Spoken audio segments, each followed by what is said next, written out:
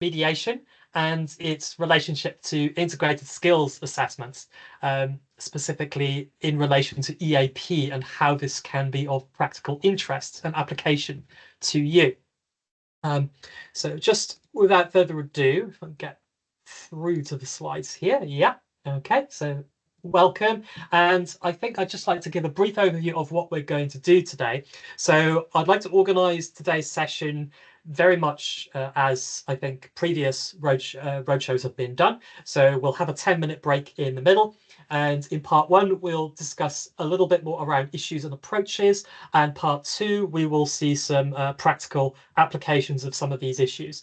And what I'd also like to show you is some very real concrete examples of how we at OUP have dealt with these issues and turned them into a real world assessment. So hopefully today will be extremely useful to you and show you how some of these issues that you may already be aware of in relation to integrated skills assessments and mediation can be sort of dealt with in a practical sense. But today is hopefully going to be a little bit interactive as well. I don't just want it to be me talking at you for the best part of 2 hours. So I would like us to have an opportunity. There will be moments in today's workshop where you'll have an opportunity to think and to write things down and to share your thoughts either in the chat or to come off mute and verbalize your thoughts. So I'll be very, very crystal clear throughout today's session where those moments occur, just so that we can try and make the discussion come to life a little bit. So yeah, please do use your own experience and knowledge to come to the fore when it comes to thinking about integrated skills and mediation in particular. So I'd just like to begin by talking a little bit about mediation. It's probably a word you're familiar with. Although in terms of the CFR, I still think it's relatively new. Just a little bit of history. If we think about the 4 skills approach to testing in particular, it can seem like it's been that way forever, although it hasn't really. If we go back to the dawn of language testing, at sort of the turn of the 20th century, there wasn't this kind of distinction between reading, writing, speaking, and listening. A language test was usually a written affair. But Robert Lado's book, Language Testing, which was published initially in 1961, is generally regarded as the kind of genesis of where people started thinking about testing language skills in isolation and then having specific tests for reading, writing, speaking, and listening. So blame or reward Robert Lado as you will for this distinction that has really lasted for a very, very long time in our discipline. But the CFR, which I'm sure you're all familiar with as well, doesn't really talk about speaking, reading, writing, and listening. Instead, it talks about modes of communication. And whereas, say, reception and production are probably what you're most familiar with in terms of, say, reading, speaking, writing, and listening, with the reception being obviously the reading and the listening, and the productive being the speaking and the writing. It does try to broaden out communication, very much influenced by the communicative turn in ELT more broadly, towards interaction. And then we have this 4th component here called mediation, and that really is perhaps the one of which we are most interested in today. So what exactly do we mean by mediation? If you again look at the CFR, you'll notice actually from the previous diagram and this one as well, all 4 of the modes of communication actually have these kind of subcategories. So activities or strategies. So yeah, they're all like that. And then if you go down to the kind of nested structure below activities and strategies, you'll find a whole range of subcategories underneath each. And then within each subcategory, you'll find the can-do descriptors as well. So I don't know how much time you've actually spent interacting with the CFR, but there is a kind of internal logic and internal structure to help you sort of navigate it a little bit. And if we look at mediation, again, we've got these mediating activities and these mediating strategies. So the activities are what the CFR envisages people will be doing in relation to mediation, and then the mediation strategies are kind of how people go about doing this a little bit. And you'll also notice that within those activities, they're kind of broken down, and actually mediating a text appears to be one of the major areas, according to the CFR, of what people do when it comes to mediation. So let's look at that in a little bit more detail. If you go down into mediation, you can see each of these little subcategories under these parent categories all have descriptors associated with them. And suddenly we see the broad range of activities that qualify as mediation here. So if we're thinking about mediating a text, first and foremost, we've got subcategories such as relaying information, explaining data, processing text, and also translation is part of this as well. So although translation is not explicitly what we're thinking about from an EAP perspective, from the CFR perspective, translation very much is a component of mediation. So it's not really thought of separately. And potentially one of the reasons for that is the influence of, say, I think translanguaging and the plurilingual turn in applied linguistics more generally. And then we've also got note-taking, expressing personal responses, and even going as far as to include analysis, almost like literary criticism, also qualifies as mediation. Then if we're thinking about mediating concepts, note we've got kind of two nested structures there. Collaborating within groups is quite important. So mediation is not simply necessarily an individual activity whereby someone is reading a piece of information and then trying to explain it in some way to somebody else. It can be group work, it can be entirely verbal, and it can even go as far as to act as an intermediary. So if you look at that third category under activity, mediating communication, we've got facilitating communication between people. So maybe, again, it's not you as the mediator there who is having or necessarily leading the discussion, but you're actually just trying to facilitate the discussion. And then on the right-hand side, you've got the strategies as well. So using previous knowledge, adapting language. So to a certain extent, that could be circumlocution, depending on language proficiency. And then strategies to simplify a text as well. So we've got the ideas of streamlining or trying to identify what you think the key arguments are within a text and highlighting those in a lot more detail. So that in a nutshell is what we mean by mediation. So if you had to summarize all that and say, what is mediation? It really is about facilitating communication between, say, different parties, whether or not those parties have access to the original language input or not, actually. So it could be two parties who are communicating with each other and you're facilitating that, or it could be that those two parties are entirely separate and you are mediating between them directly. And they can be verbal or they can be text-based. So that really, in a nutshell, is what we mean by mediation. And this, of course, came into the Common European Framework of Reference round about 2020. So it's still something that's relatively new, still something that a lot of people are grappling with and wondering if this is for them or in any way relevant. And perhaps this is something that you've discussed in your own institutions as well, and thinking about, well, is this something that we need to be interested in? To what extent is this even remotely academic? If it is academic, how do we deal with this? How do we deal with it from, say, a teaching and learning perspective? And how do we deal with this from an assessment perspective? And it's the latter point that we mainly want to be concerned with today. So whereas teaching and learning, I would go as far as to argue that you already do mediation in your classrooms. And I suspect you're of the same opinion.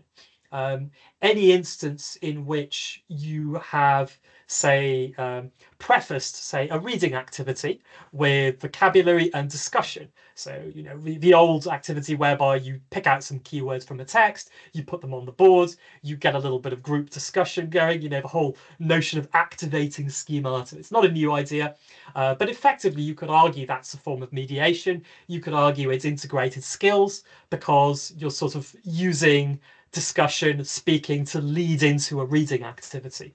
And then most likely after a reading activity you've done, probably there's some kind of follow-up writing activity based on the reading. So from a teaching and learning perspective, I would argue that perhaps none of this is particularly new. Whereas from an assessment point of view, as we will see in today's session, there are a whole world of issues of how to go about creating a sort of mediation or an integrated skills assessment task. which we have to grapple with, which make it a lot more complicated than a more traditional single skill assessment, let's say an essay task, for example. So here are some examples of some CFR descriptors related to mediation. Again, perhaps you've seen these or perhaps you haven't, but there's one particularly interesting thing here I want to point out.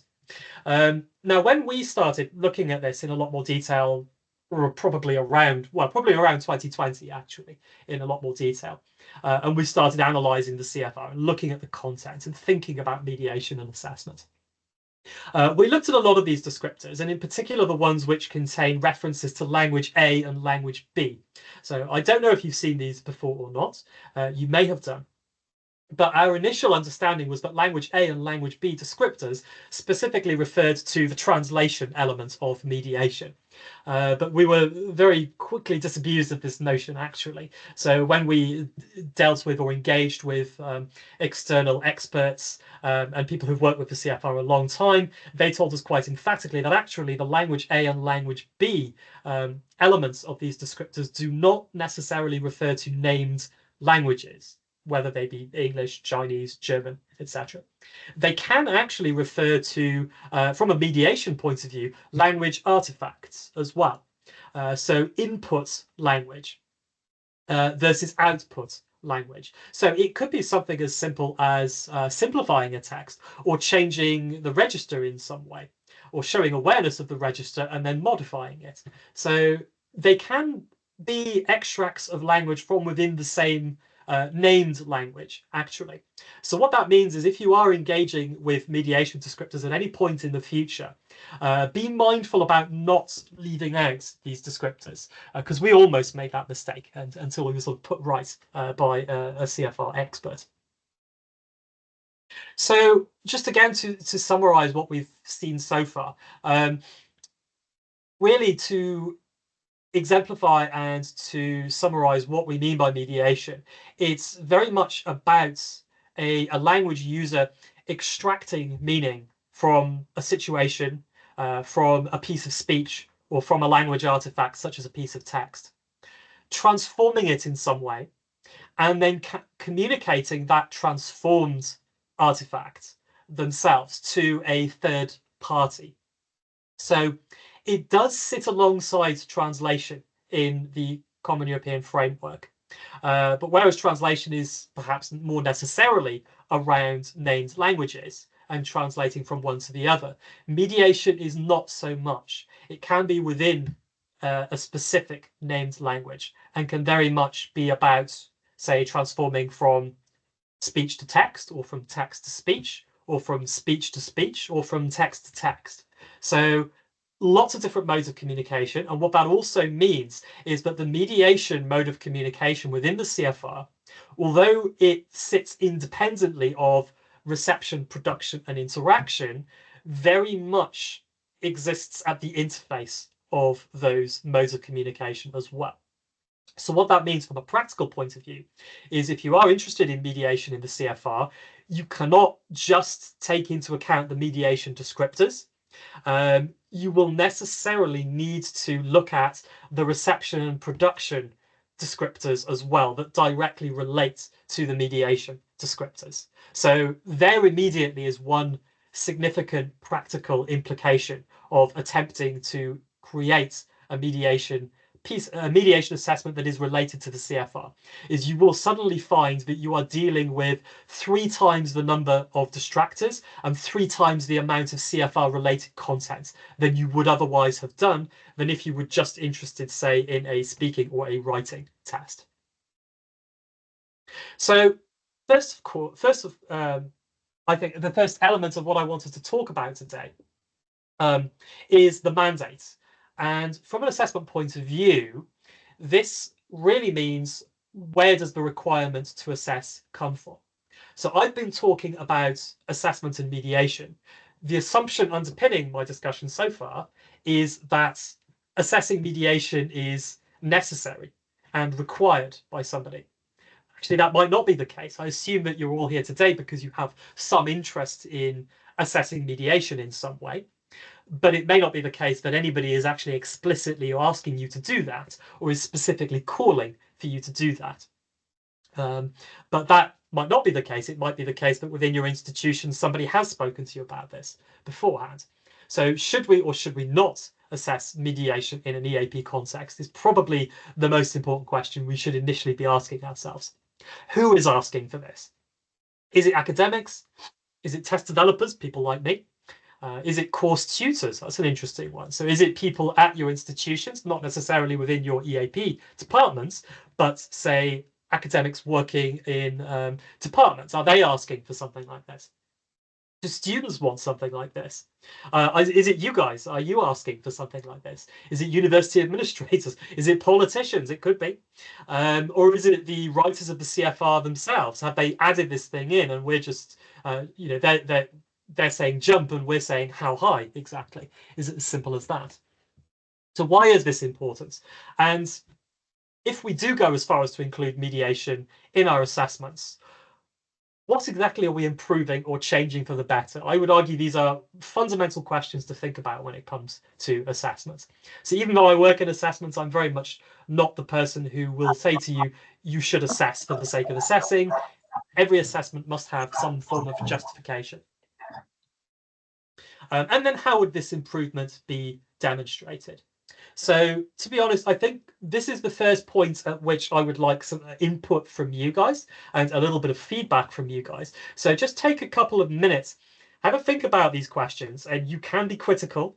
You can say, actually, I'm not really sure this is necessary or useful or desirable, and not necessarily will lead to improvement. But alternatively, maybe you think it is important, and maybe you think this is what we ought to be doing. So think about the mandate for a few minutes and just write any comments in the chat, or if you do want to come off mute, I would be very interested in what you have to say on this.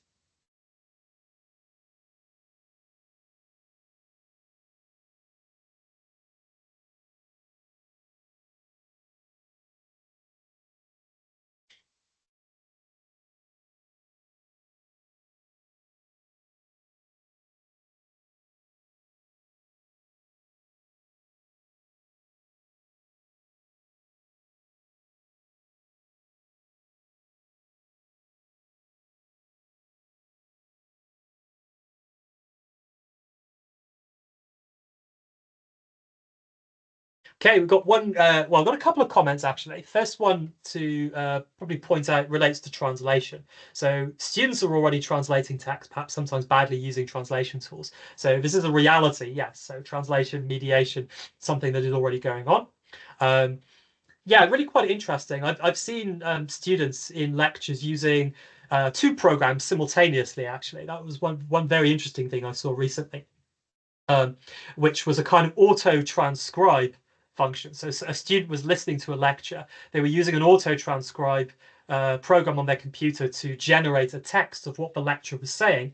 And they were also simultaneously using an auto-translate app as well. So not only were you getting live transcription of what the lecturer was saying, but it was being translated live into Chinese as well simultaneously. So that was very interesting to see what was going on there. I didn't hang around long enough to know if those apps were doing particularly a good job, but the student seemed quite happy with them. So assessing mediation does make for more authentic assessment. I think that's a really, really important point about the nature of assessment and the fact that it should link to what we call domain relevant activities. So what people do in the real world. And so there should be a clear linkage between the design of an assessment task and what people do in the real world. Elements of mediation are present throughout current assessment criteria, good. But we're not using the term mediation itself, either in criteria or conversations around it. Yeah, that doesn't surprise me, actually. It's quite likely that you've already been doing some kind of integrated skills assessments already, but perhaps haven't made the connection formally between mediation and integrated skills.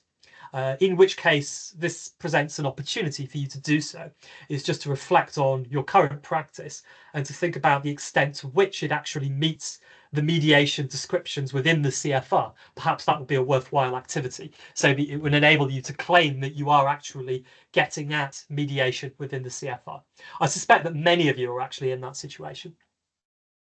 Recognizing mediation allows us to evaluate students' critical understanding. Yes, I really like this one. So not just a kind of reading and comprehension question, but actually, can they identify what is important, what is subsidiary? That's really potentially a good way of getting at this kind of critical reading that perhaps is missing from existing reading tests.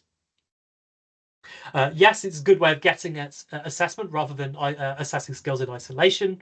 Reading into writing tasks, there's an authenticity.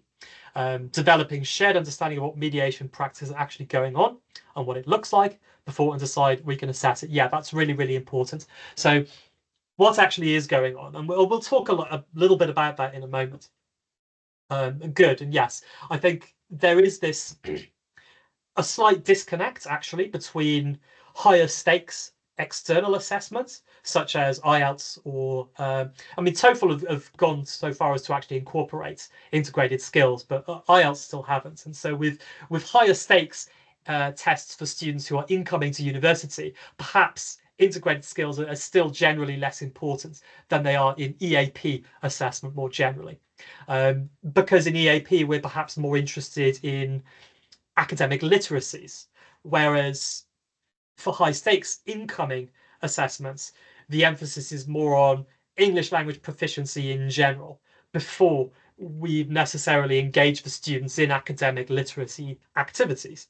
So one question that we could ask ourselves is to what extent should we front load academic literacies within English language tests for incoming students, and whether or not this will result in positive washback, for example, on language preparation courses for exams like IELTS. So if we can get students doing integrated skills activities in those kinds of preparation courses before they even come to universities, would that be beneficial? Is that a good reason for maybe trying to make integrated skills and mediation tasks more widespread, for example? Students progressing from an EA course into HE, mediation of text is an essential skill. Absolutely. We use mediation strategies in oral assessments. Good. We do it in our daily lives, in academic contexts. Yes. So lots and lots of great feedback. So good, fantastic. So we have a bit of a mandate which really comes from the real world, to be honest. I mentioned this briefly. It's just worth being aware of this, that I do think a lot of the focus on the multilingual turn in applied linguistics has really influenced language testing and the use of integrated skills and mediation within assessment tasks. So I do think it's worth noting that within language testing as a discipline, we are very much influenced by applied linguistics more generally. And I would also go as far as to argue that things like translanguaging and the plurilingual and multilingual turns in applied linguistics have really, really influenced us. Okay, so to a certain extent, we've already covered these questions a little bit as well. So the domain, when do students use mediation? And when thinking about when working individually or in a group, whether it's listening and speaking or reading, writing, or a combination of these. I think we've already seen some comments in relation to that as well. So perhaps we'll just go on and to think about this in a little more detail. So whereas in the traditional 4 skills, speaking, reading, writing, listening, and we think about how these might translate to activities either within a test or in real world activities in university. We've seen in the comments, we've seen in our discussion, these might relate to oral assessment in the form of presentations, some form of critical text engagement, which is absolutely essential for reading. In writing, it's likely to be some kind of essay, or in STEM-related topics, they might be more like reports. And listening, of course, it's more like lectures and seminars. But of course, as we've discussed already, these kinds of activities are not really individual skills. They are very much integrated skills. And there's an awful lot of mediation going on in all of these activities, really. So if we think about presentations more generally, think about or preparing for a presentation, a student will inevitably have to listen to inputs from the course tutors or their classmates. They will read around their topic. They will write their presentation. And all of this will occur before they actually give their presentation. So you could argue that even a presentation is an example of listening, reading, and writing into speaking. Critical text engagement. What goes on there? Well, there's an awful lot of reading, obviously, self-evidently, but then of course that leads itself to note-taking, composition, and then of course maybe the students go back to the original text, or they read around the text, or they read supplementary texts. Maybe they go to their seminars and talk about what they've read. So again, very, very integrated, very, very mediational. Likewise, essays and reports. So again, this is an activity in which there's been an awful lot of listening and reading going on before the writing. And again, this is all very recursive. So writing is not simply an activity that takes place in isolation. They go back and maybe listen again to the recordings of what they've heard and reread what they read in preparation for their essay. Lectures, again, lectures don't exist in isolation. There's been an awful lot of pre-lecture reading, potentially. And then, of course, you do the main listening activity in the lecture, and then the lecture content itself leads itself to use in subsequent writing as well. So really, really good examples of how mediation and integrated skills actually exist throughout what we think of as isolated skills. So then we come to the question, the kind of million-dollar question, which is how you go about assessing mediation. And this is, again, where I'd like us to really think carefully, because mediation, as we've just seen, is such a huge area and can encompass anything. Before we even begin to think about the actual intricacies and practicalities of an individual task, we have to even think about, well, which of these areas of mediation would be best to assess? It's almost certainly the case that you cannot possibly assess everything on the right-hand side. So what should you assess? And so again, this is a moment I'd like you to reflect on your own practice and think about, if you already assess mediation, which one of these areas do you assess? All of them, some of them, maybe only one of them? And think about, well, okay, let's say, for example, you were creating a new mediation assessment from scratch, or you wanted to rethink or renovate an existing task. You have to think about, well, what sort of input do I want? Do I want it to be verbal input? Do I want it to be textual input? Do I want it to be synchronous? Do I want it to be asynchronous? Okay, or maybe both, maybe a combination of verbal and textual input. How many sources of input? Minimum of one, obviously, but maybe 2, 3, 4. And then, of course, what would the test taker be expected to do with the input? We mentioned already this notion of critical reading, critical engagement with text. How would you go about demonstrating critical reading? It's hard to do that in a multiple choice question, but maybe it's even harder to do that in a kind of integrated skills activity in which a kind of piece of a language artifact is expected as the output. So whether it's spoken language or written language, how would you demonstrate critical engagement with an input? What would the test taker be expected to do? Explain, summarize, simplify, translate, analyze, criticize, take notes, or even, according to the CFR, it could be compose a poem, analysis and criticism of creative text. And again, what form do you want this to take? It could be verbal, it could be written. And then, of course, do you want the assessment to be individual? Do you want it to be paired, or do you want it to be grouped? It could be any of these. And then another major question is, well, how much time should this take? How much time specifically to absorb any kind of input that you give them? And how much time to generate a response in some form? And so I'll be really interested in any ideas that you have around this. So I don't know if you've come to today's session with any ideas in mind, or if any of these are whetting your appetite for anything. But I'll be interested in any kind of reflection. So I'm going to give you a couple more minutes to think about these questions. Either respond in terms of something that you already do, that you think meets mediation, or something that you are interested in that you think is currently missing. I think that would be particularly interesting to hear about.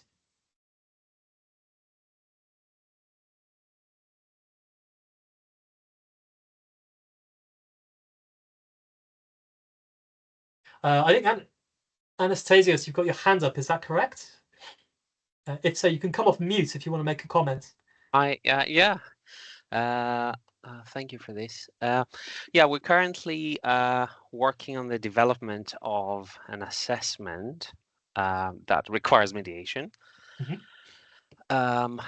We're going to have two texts. There's going to be textual. The input is textual. It is synchronous because it's taken in, let's say, test conditions. There's going to be two sources, we said, and we expect the students to sort of summarize and, I guess, in a way, because they're using their own words, they're simplifying the input.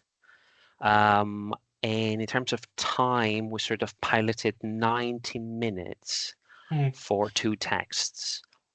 And the feedback we got was essentially students either needed more time or perhaps the summary. And oh, apologies, my phone is ringing. Oh, yeah, sorry. So yes, we got a bit of feedback on that as well. The only thing I'm not sure, we sort of wanted the students to respond critically, because I looked at CEFR and there was a sort of critical response to an artifact, and I thought, oh, maybe they can respond critically to the source texts. Yes. And that sort of opens the possibilities of what they could say and how their background knowledge might affect what they say about the text, and how subjective it can be for the markers. So essentially, yes, this is where I'm stuck with the team. We're sort of trying to figure out how to introduce that element of evaluation critique, because you say criticize in your slides, but making it very, very specific so that it's, we can cover it in the lessons and the materials. We can not possibly teach everything you can do when it comes to critiquing a text. No, indeed. Yeah. No, thank you very much. That's really, really interesting. There's a couple of really interesting points to dig out there, which is, especially if you've got 90 minutes, I mean, that's fantastic to have 90 minutes to do something like this. So if you do have 90 minutes for a test, then yeah, it makes real sense to try and give some kind of sources of input and then to use that input in some way. So I think it's worth pointing out that summarizing and then sort of critiquing are quite separate things. So summarizing itself is a bit of a skill, and what I've also found is that even within literature, there's debate about what actually a summary is, and whether a summary necessarily entails paraphrasing, or if a summary is actually something different to paraphrasing. So we've actually been criticised at a conference for that for ourselves. Interesting. I might get an opportunity to talk about that later. So yeah, it's and then of course you mentioned that students felt they needed more time. So one thing that we've encountered when piloting and then trialing tasks like what you've described is students are often very unfamiliar with them, and don't necessarily know exactly what to do. And if it's something that's very new, they require quite a bit of time to orient themselves within the task. So with any kind of mediation task like this, it's vital to be absolutely crystal clear with what the students are expected to produce as a kind of output. So communication with the students is absolutely vital with something like this. So fantastic. I just want to quickly review any comments in the chat to see if we've had any further feedback on this. So there's an oral assessment consisting of using academic reading circles to simplify a research article for a non-expert audience. Different team members read the text from different perspectives. Using mediation strategies, they produce a poster presentation akin to how they would present at a fair. That's absolutely fantastic. So yes, this is a beautiful example of mediation being used in assessment. Yeah, and then producing a response to the text rather than answering questions. And I think that's crucial. I think, yes, for something like a mediation activity with a kind of free response component, whether it's speaking, presenting, or writing, yes, they are responding to a text. They're not responding to comprehension questions. That's exactly it. So whether it's a summary activity, whether they're expected to be able to identify the main ideas and sort of reproduce those in some way, or whether they're expected to critically engage with the input to say, okay, what's good about this argument or what's not good about this argument.